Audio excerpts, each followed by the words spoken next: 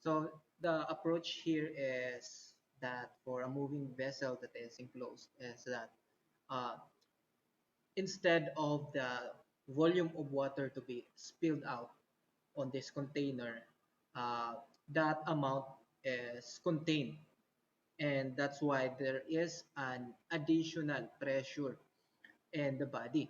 So here in closed vessels that are moving, um, we have here an imaginary pressure head that causes an additional pressure, especially in solving the pressures at any point on this uh, enclosed vessel. So especially in the previous question, we have to determine the pressure at B.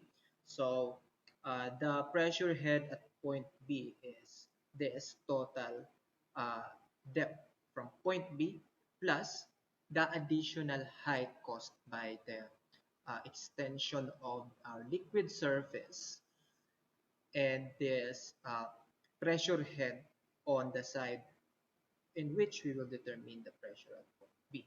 So therefore, if we are going to determine the pressure, vertical force due to the pressure of the liquid, so we will take into consider also this volume. Okay, so this pressure here is considered.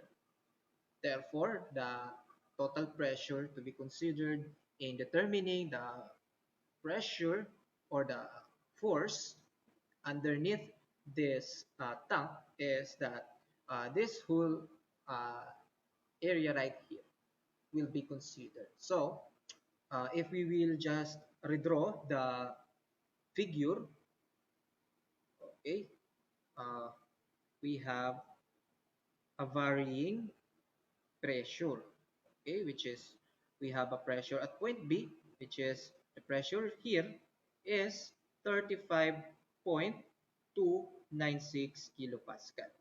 On the other hand, at point A, we have a zero pressure.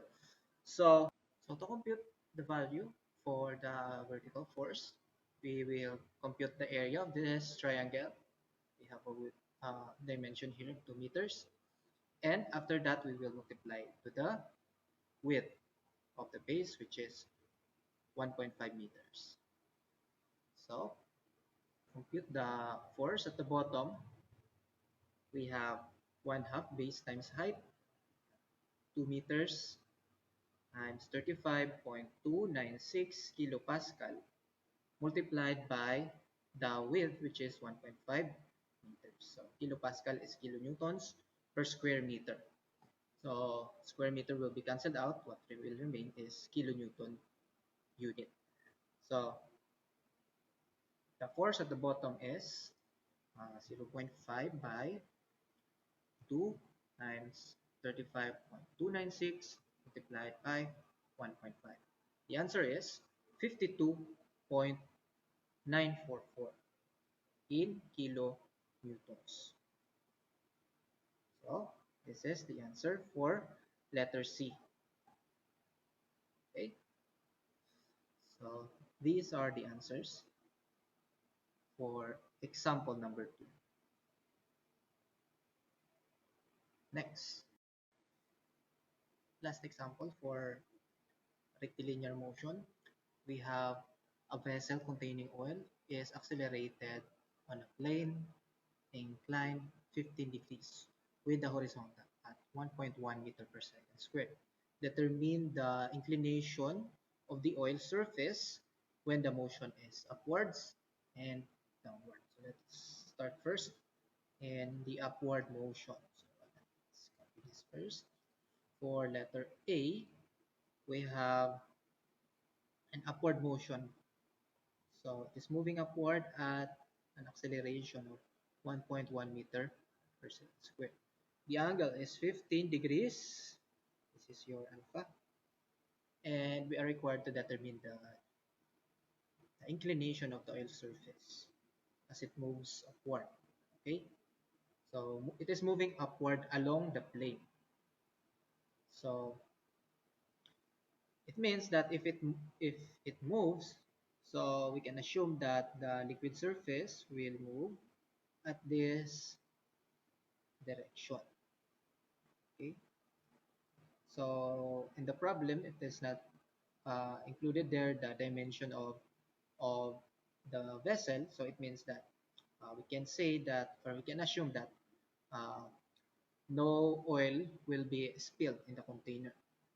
So we are required to this uh, angle theta here. So the angle theta is always measured from the horizontal. So of course, our initial position of the oil is along the horizontal as it is placed on the inclined surface. So our measured angle of inclination uh, is measured from its original position, which is along the horizontal. So what is this theta right here, or the change in the inclination of the liquid surface? So given we have an acceleration a, which is 1.1 meter per second squared. So let's translate that first into its horizontal and vertical components. So ah is equals to a, that is cosine of theta, alpha, sorry, alpha. So a is 1.1 meter per second squared, cosine of the angle of the plane surface, which is 15, and that's equals to 1.1 cosine 15, 1.0625 meter per second squared. For the vertical component, sine function, so 1.1 meter per second squared sine 15 degrees. So that's AV equals to, let's just change this to sine 0.2847 meter per second squared. So using the solution for the angle of inclination of the liquid surface as it moves along an inclined surface, we have tan theta equals to A horizontal over G plus or minus AV. For letter A, as it is moving upwards, our sign for this term is we have a positive sign. So you can say that theta is equals to arctangent of AH divided by G plus AV. We can now substitute the values that we have computed earlier. AH is 1.0625 meter per second squared divided by 9.81 meter per second squared plus 0.2847 meter per second squared, and we will have the angle theta. That's arctangent of 1.0625 over 9.81 plus 0.2847. 6.008 degrees is the answer for letter A. Okay, 6.008. That's the angle theta here. So how about moving downwards? For moving downward, so let me copy this.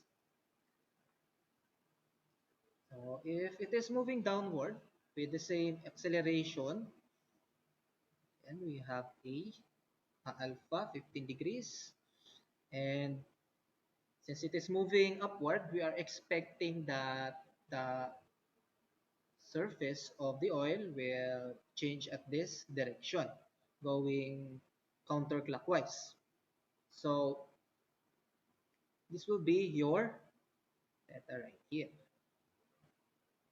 Okay, so our change in the position of the liquid surface will be in this direction. So on the other hand, if it is going upward, so from the horizontal position of the liquid surface, as it moves upward, it will go to a clockwise direction. Okay, so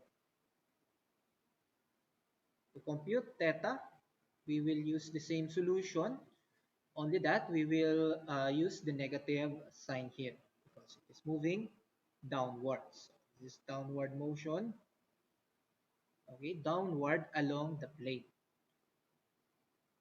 1.1 meter per second squared. So uh, tangent theta equals to AH over G minus AV. Theta equals to arctangent of AH divided by G minus AV. Substitute the same given. We have arctangent of 1.0625 meter per second squared over 9.81 meter per second squared plus 0.2847 meter per second squared. Okay, minus because it is moving. Theta is equals to, let's just change this to negative 6.3647 or 6.365 degrees. That's the answer for letter B. Okay, so if it is moving downward, it is greater in angle of inclination compared to the upward motion. So that's how you solve some problems in rectilinear motion of a moving vessel containing a fluid. Okay.